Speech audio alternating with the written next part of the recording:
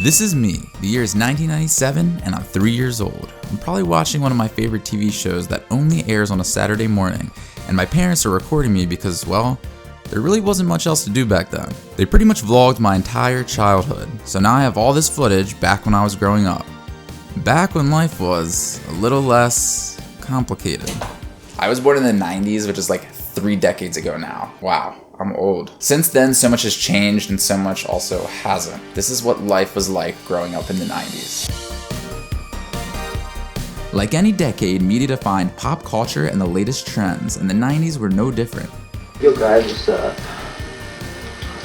The most popular shows back then were Full House, Seinfeld, Simpsons, Friends, and Beverly Hills 90210. The show 90210 holds a special place in my family's heart, and my mom loved the show, actually so much that she asked to postpone my birth so she could watch the latest episode. No, I didn't try to postpone your birth. That's silly. Can't do that. Can you? But I did make a big deal about the fact that I had to watch that at 8 p.m. And they were like looking at me like I was like the craziest person on earth because I was like, can we get this baby out so I can just like watch the show already?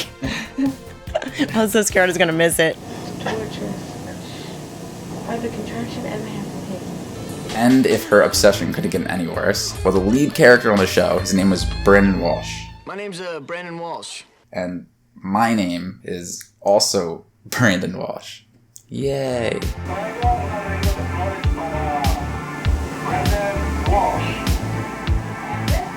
Brandon Walsh. That's really funny. On a side note, I'm actually still pissed about this because when I started my YouTube channel, I tried to get youtube.com/Brandon Walsh, and they refused to give it to me because they said it was named after a fictional character. I'm pretty sure I'm not fictional. Thanks, Mom. I seriously don't even know why I did that.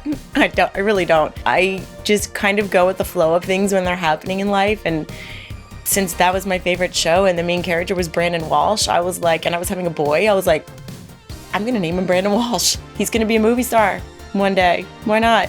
So there it was, born December 12th, 1994. I missed half the decade and was named after a fleeting pop culture icon that still haunts me to this day. But I was born just in time to watch all the classic 90s TV shows that all of us grew up on. Rugrats, Looney Tunes, and the Pee Wee Herman Show were some of my favorites, apparently. I don't remember that, but footage says otherwise. Hey Bran, you watching Pee Wee Herman? But TV shows weren't the only form of pop culture trends. Fashion is the true Oscar indicator. You might not remember who won Best Actress in any given year, but the odds are you can remember what she wore. Anyway. 90s, people still were dressing like it was the 80s. Some people still had mullets. I think I'd gotten rid of my mullet by then. 90s fashion was laid back, cool. But did I get any of the popular fashion trends? No. My fashion sense was pretty much just plaid and bowl haircuts. You look handsome today, buddy. I dressed you so cute. I depended on the clothing stores of whatever clothes they were selling. That's what I felt like was in the trend.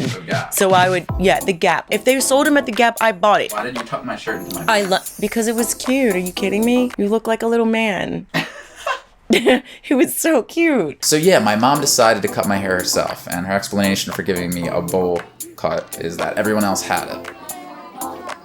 I think she was just trying to sabotage my pre-K experience. First of all, I gave haircuts because we were very broke. I could do it, so I did it. I saved us a lot of money. The girls were easier though, because you put barrettes in their hair. Couldn't do that with yours. Mine, you just put a bowl in my head. No, it was cute, and I did not do that. I was very, very good with cutting straight all the way around, and then I gave you a. It's not that funny. No, it's really not. Everyone did that. Who in your right mind? I don't care like what decade it is and what the trends are. Who thinks that looks good? Right on down the deal, dude. Swing. There are no mistakes in the world of bowl cuts. We're 4 minutes and 20 seconds into this video, huh? Rip them if you got them. So one thing that I remember is I always wanted to wear work clothes. I wanted to wear the clothes that my dad was wearing, which was basically like a polo tucked into khakis and a belt. Screw the overalls. But yeah, I wanted to go into work and I wanted to be like my dad, so. What are you doing? Squirting? What are you squirting? I would always want to get dressed up in his work clothes. Instead, my mom dressed me like a 40-year-old single woman who owns like 13 cats. Everything else, I was a complete dork, but I did have a race car bed. I sleep in a racing car. Do you? I sleep in a big bed with my wife. Oh, yeah. Race car beds were super popular, and you were only a cool kid if you had one. So I must be a cool kid, right? Besides fashion, another thing that made you fit in with the cool kids was the food that you ate. Like I mentioned before, there were only a select few channels on TV, so not everyone watched the same shows, but everyone saw the same commercials. And the food commercials back then were crazy.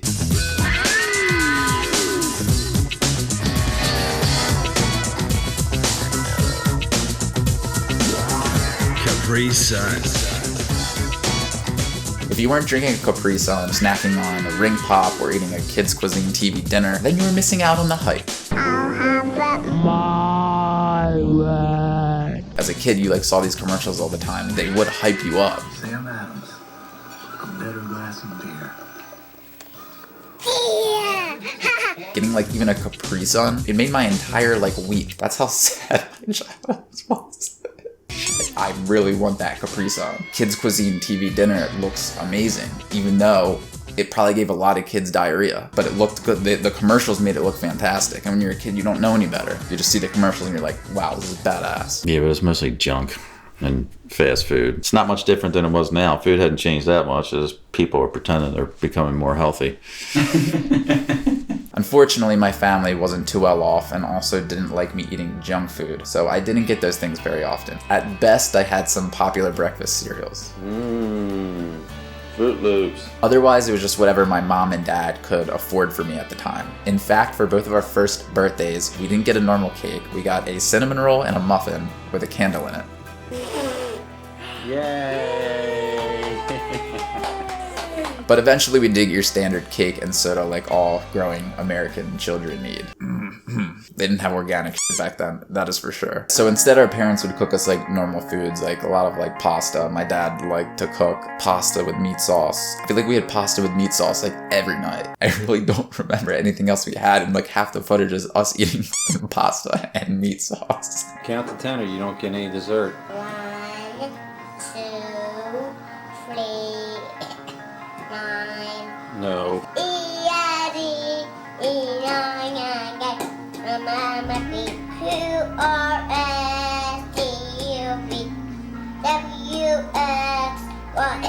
Now I know my ABC. Like that is me. I did it. I did it, Daddy. Good boy. What makes it now? No, don't do that. People still eat the same shit now, obviously. It's just nowadays it's all about organic foods. Everyone's trying to be healthier and stuff. Back then, no one cared. It just seemed like they wanted to make their kids happy and have them shut up. Here, go eat this colorful rainbow thing that will probably give you cancer. How times change. But even more than food commercials were those for toys. Soccer bopper, soccer bopper. You can sock all day and bop all night. Soccer bopper, soccer bopper. More fun than a pillow fight. You see, back in the 90s, there was no smartphones, there was no tablets, we barely had the internet. Anyone who never had to experience dial-up, you're lucky. So to keep from getting bored, we needed a bunch of different ways to entertain ourselves. And one of those was toys. Lots and lots of toys. Hit it.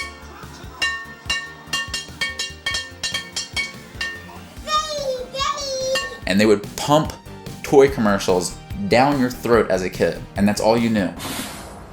Hey, little buddy, want a ride? Pikachu! Yeah, whatever! The Pokemon commercials were on point. Pokemon and Game Boy, Bop It, Skip It, where you put it on your ankle and you spin it in a circle. Pretty useless, but at least kids would work out. Oh, and then the Tamagotchis. Girls love this shit. It was a little keychain thing with a fake animal in it. Another useless toy, but at the time it was crazy technology. You could feed the thing and stuff, even though it wasn't real. But most of the time I was forced to play outside and use something called imagination, which kids don't really have anymore. Now they have Instagram and TikTok. I know, I guess you have to have a lot of imagination for TikTok. I'll give them that. It's different. You didn't record anything back then. You just played with sticks and boxes, and that was your fun, and then you would move on to the next day. Ain't no TikToks back in the 90s. If you were a TikTok boy in the 90s, you would get beat up in public school, 100%. Man, I did so much stuff outside as a kid. I loved riding bikes, playing with my dad's work stuff, play with my dad's golf sets, or you can just throw rocks at stuff. That's always fun as a kid. Although, when we weren't playing with toys, we were doing normal 90s activities, like going to karate class, classes, going to other kids' birthday parties, or listening to the latest music. Fran, stand up. Show me how you dance real good. Whoa, whoa. You getting dizzy? They're getting lazy. Oh, no. If you wanted to listen to the latest hits from the Backstreet Boys, NSYNC, Britney Spears, or the Spice Girls, you had to have either like a tape player or a CD player. And you had to buy the CDs or tapes for every single album. Back then, there was no Spotify or iTunes or even iPods to listen to music. You had to use a tape. And they would always break, and it sounded like shit, and it was a pain in the ass. There's another way that we used to entertain ourselves, which is luckily the reason that this video could be made in the first place. And that was recording ourselves with lots and lots of home videos. Oh, goodness. Ooh. Ooh. Back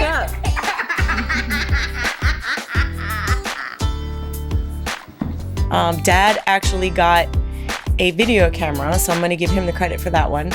And we just went crazy with the video camera because we wanted to film our kids. That was it. Just so we'd have it when you got older. And we had a video camera when a lot of other parents, I guess, didn't think about it or have a video camera. I honestly don't know why my parents were so compelled to record like every moment when we were growing up. There was no YouTube, there was no Instagram, there was no place to put the content. They just did it to do it. Instead, there was tape recorders and disposable cameras so we could document the memories and like put them in a scrapbook or just put them in the closet to gather dust for the next 20 years. What kind of camera is this?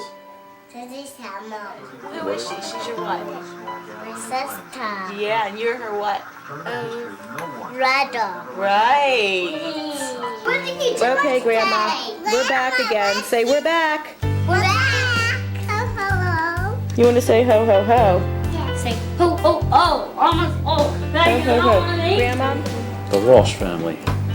We wanted to film our kids. That was it. But he actually got it before you kids were born because we had it set up and these mice were stealing our dog food. So you got a camera and we got it. Mice for stealing your I'm pretty sure that's why we got it. I'm pretty sure that's what started it. It was the mice. We wanted to find out what was taking the dog food. We wanted to see it. So Dad set up the camera at night and let it run the whole entire night. And then we played it back the next day. And sure enough, these little mice would get on the side of the dog thing and of the dog bowl and eat the dog food. So Dad set a trap and one lost its leg. So that's why and then the next day he filmed it again. And that's not funny, actually. I felt really bad for the mouse. He came in, he was one-legged, but he was still eating the dog food with the other leg. It was so, with the other hand or whatever. It was so sad. I think he got a better camera after that, and then we started filming pregnancies and stuff, and the kids, you guys were so cute. Me, Brandon, and Claudia, doink. We love you.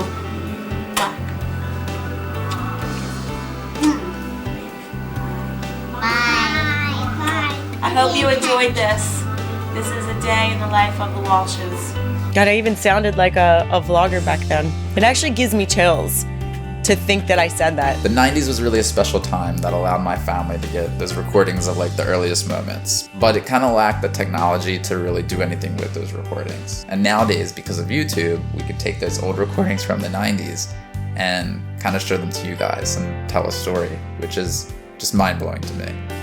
So I wanted to be able to share it with you guys. I think it's pretty cool. Even though it's like 3 decades apart, my family is pretty much doing the same thing, making home videos and family videos that we can cherish forever. Now the only difference is it's seen by hundreds, thousands of people worldwide. Nowadays it seems like most people only record things to put it out there on social media so they can get likes and follows and attention. I mean, you have Instagram, you have YouTube, you have TikTok, you have Snapchat, and sometimes it's hard to tell if people are just putting stuff out so they can get likes or they're doing it to kind of like savor the memories. I think if more people took videos for the purpose of having memories to pass down through generations, I think there would be a lot more authentic material. Pretty much memories that we'll have forever. I promise that your future selves and your kids will appreciate it because I know I do.